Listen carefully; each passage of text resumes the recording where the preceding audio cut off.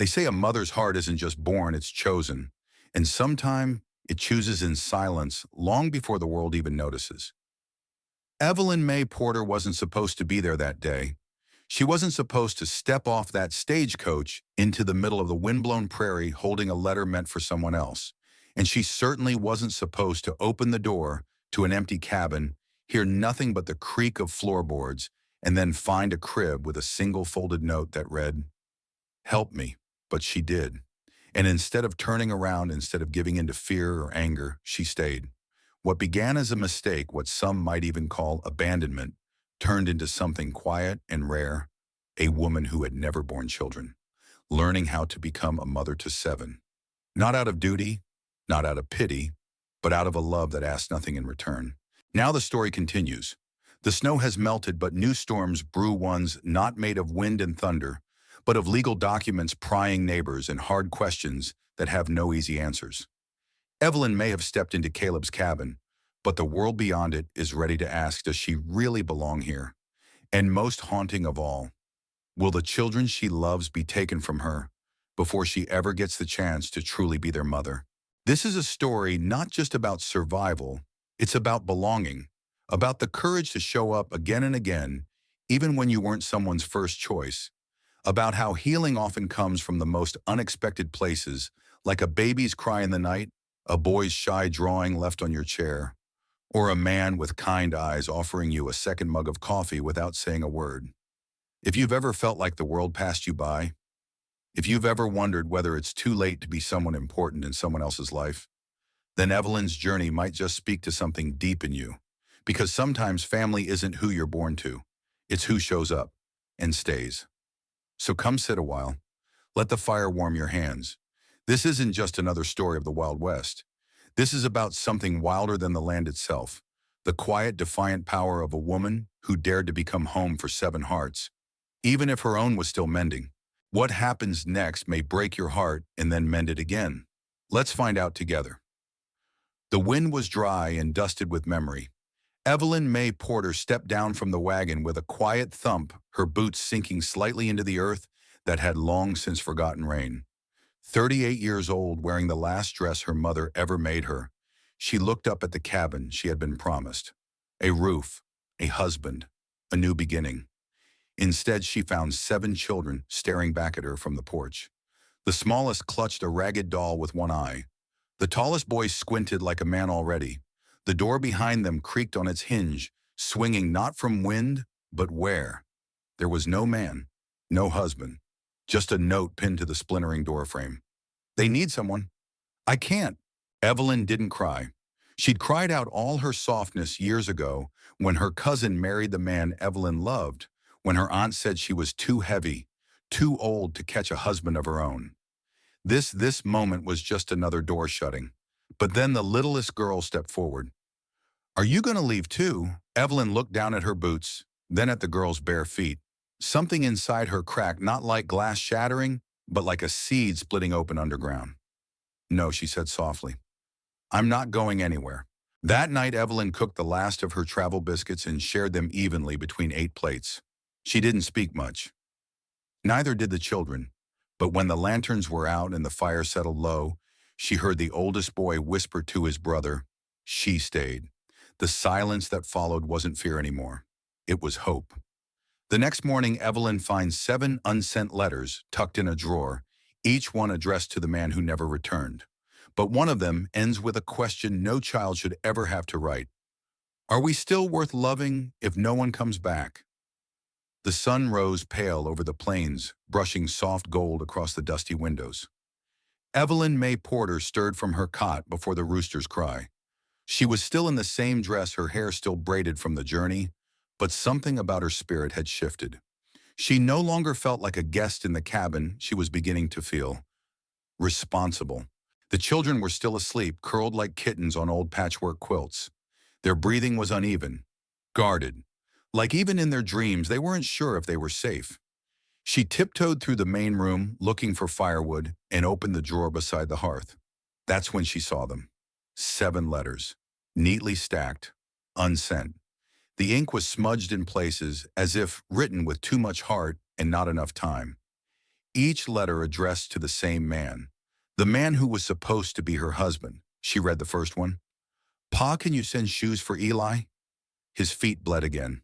We still say grace like Ma taught us. But I forgot how her song went. Come home before Daisy forgets your face. And the last one, dated only a week before she arrived. Are we still worth loving if no one comes back? Evelyn pressed the paper to her chest. She wanted to burn it, or cry, or find the man who let these children ask such a thing and make him read it aloud.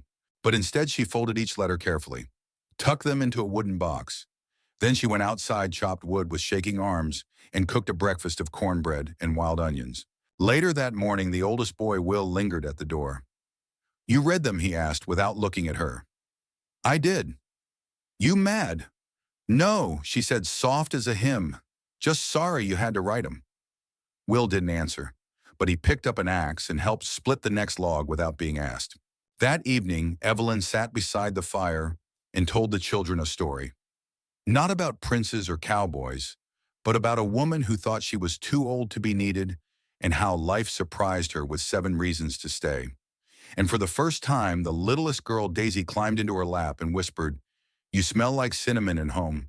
The next morning, a horse returns, but it isn't the father riding it. It's a stranger with secrets of his own, and a letter addressed to Evelyn May Porter. The wind changed the morning that stranger rode in. Evelyn was out back hanging linens when she heard hooves deliberate unhurried. She turned, and there he was, a tall man on a chestnut horse, wearing a hat dusted white from sun and time. Not the kind of man who rode fast, but the kind who carried stories behind his eyes. He dismounted slow, respectful, like he knew children might be watching from the window. You Evelyn May Porter? He asked, his voice soft with gravel. I am. He reached into his coat and pulled out a sealed envelope, the edges worn from travel. I was told this was for your hands, and no one else's. She took it gently. It felt heavier than paper had a right to.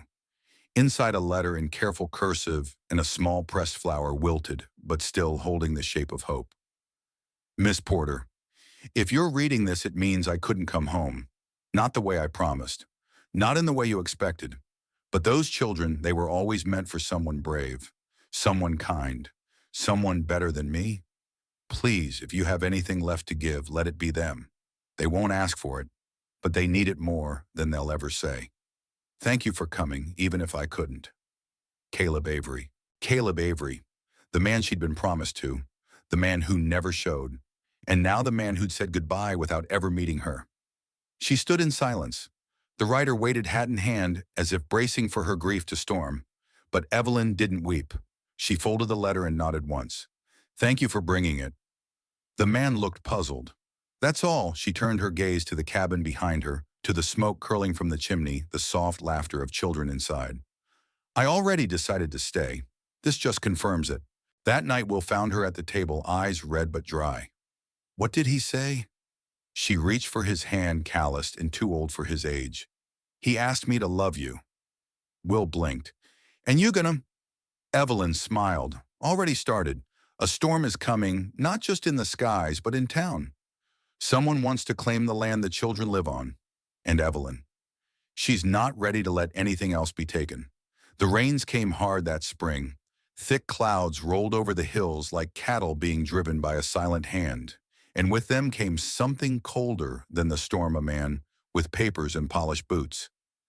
Evelyn was mending one of Maggie's dresses when the knock came. Not frantic, not friendly. Just final. She opened the door to find Sheriff Dalrymple standing stiff in the rain. He didn't remove his hat. Miss Porter, I'm here on behalf of the county. She stepped out onto the porch, folding her hands tight so he wouldn't see them shake. Go on. The sheriff took out a folded document and tapped it. This homestead, it's not in your name. Wasn't in Caleb's either, technically. Turns out it reverted back to the town's Holden's after his father passed. Legally, the land's vacant, and there's someone looking to claim it. Evelyn's throat dried like sunburnt earth. And the children, he hesitated. They're not on any registry. No legal guardian, no formal adoption. They've just been here. Folks talk. She looked past him to where Will and Ellie were helping hang wet laundry beneath the porch beams, laughter rising despite the storm. I'm not leaving them, she said quietly. Wasn't asking, ma'am, the sheriff replied. Just letting you know, Mr. Thacker's already filed interest. Surveyors are coming in 3 weeks. Thacker. Evelyn knew the name, a land baron from town with more greed than conscience and a history of buying things no one had the power to stop him from taking. 3 weeks. She shut the door after the sheriff left and leaned against it, her heart loud in her ears. That night she lit a single lamp and gathered the children. Y'all listen, she said gently but firmly.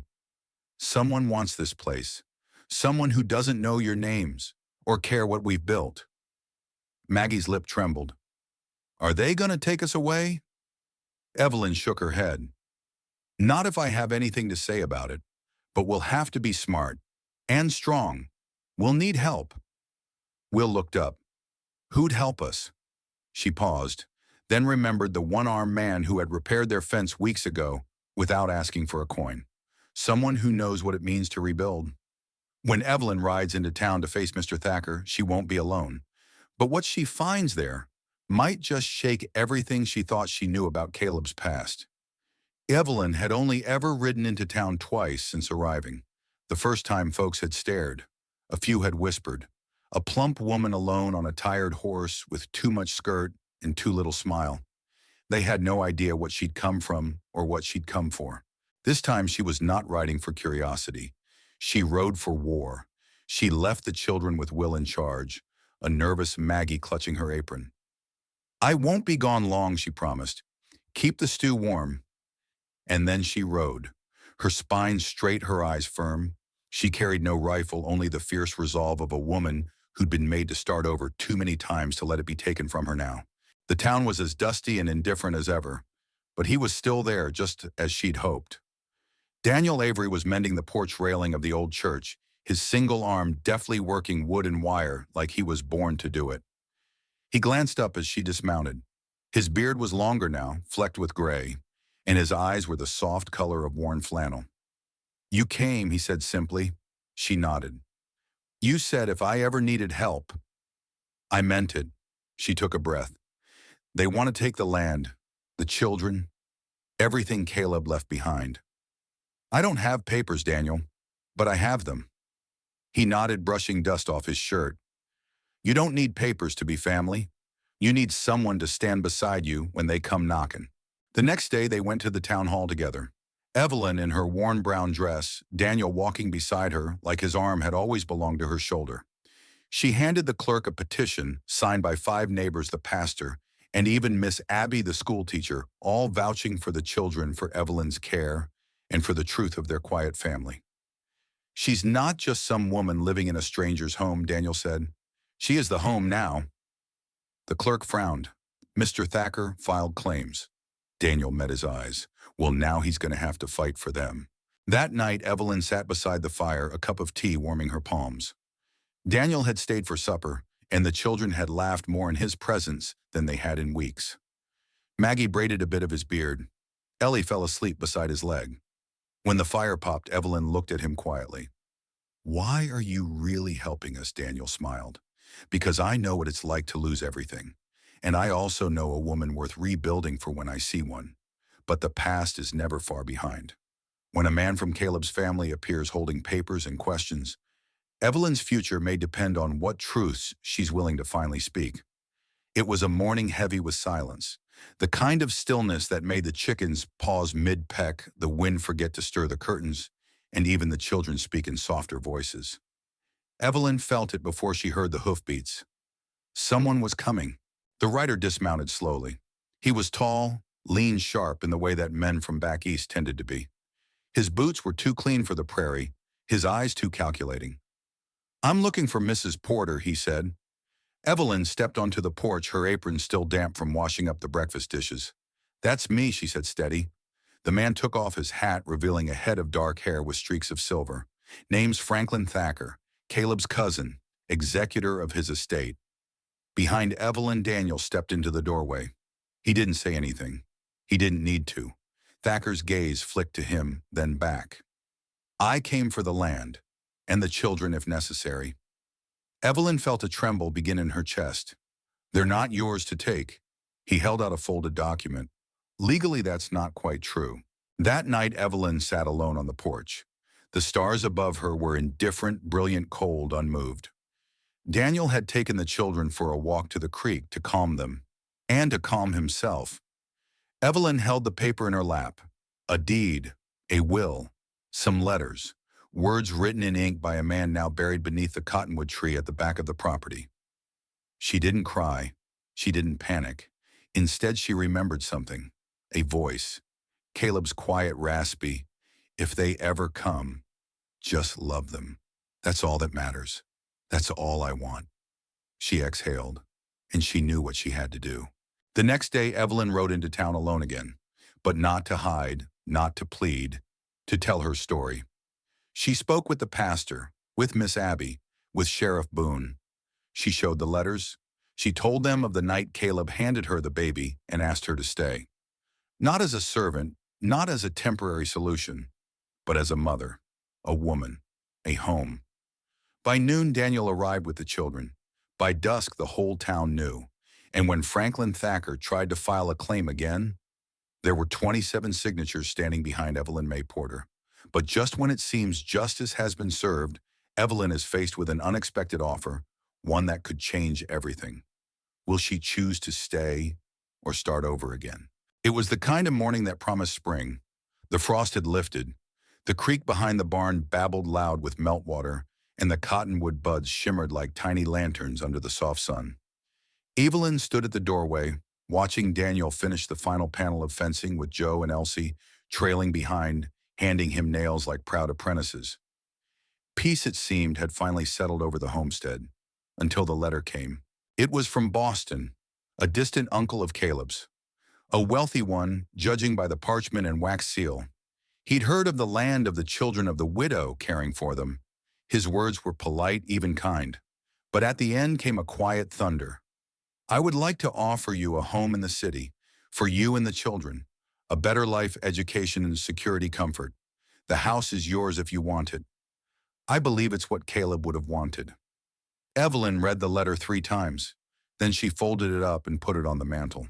That evening, after the children were asleep, Daniel sat beside her by the hearth. The fire was low, the air smelling faintly of pine and bread. He didn't ask about the letter. He just handed her a cup of tea. She finally spoke. "It's a generous offer." He nodded. "It is. But something tells me," she added, voice quiet but sure, "that Caleb wanted these children to grow up with dirt under their nails, with the wind in their lungs, not behind glass windows." Daniel turned toward her, eyes kind. "What do you want, Evelyn?" She looked toward the stairs where 7 souls slept soundly under one patch roof. "I want them to know what it means to stay." Months passed. The farm grew. So did the children. There were days of hardship, yes, drought, illness, even loneliness. But there was also singing at dusk, berry pies cooling on windowsills, and muddy boots left at the door. There were days Evelyn would find Daniel waiting with 2 mugs and a tired smile, and she'd lean into him knowing this was what home meant. One night under the cottonwood tree, they laid a final stone at Caleb's grave. "Thank you," Evelyn whispered, "for choosing me when no one else did." Daniel squeezed her hand. "I reckon he knew you'd choose us right back." In the hush of that prairie evening, Evelyn May Porter sat by the fire, a child asleep in her lap, and 6 more snuggled into warm quilts nearby. She had not come to the West expecting to find a family, but love has a way of surprising us when we think our best days are behind us. She was once a woman the world deemed too much, too old, too soft, too broken. But in that quiet cabin, with the wind brushing softly at the shutters, she had become just enough for 7 children who needed a mother, and for a man who had long carried grief in silence. Perhaps that's the lesson we carry with us today. We are never too far gone, too late, or too unwanted to matter deeply in someone else's story. If Evelyn's journey reminded you of your own hope, your own longing to be seen and chosen, then I invite you to take a moment. Now leave a comment below. Tell us, would you like to see part 3 of her story or hear more tales like this? And if this story touched your heart, I warmly invite you to subscribe to None, Wild West Saga, where healing stories find their place under the open sky. You matter here, you always have. Let's keep riding this trail together.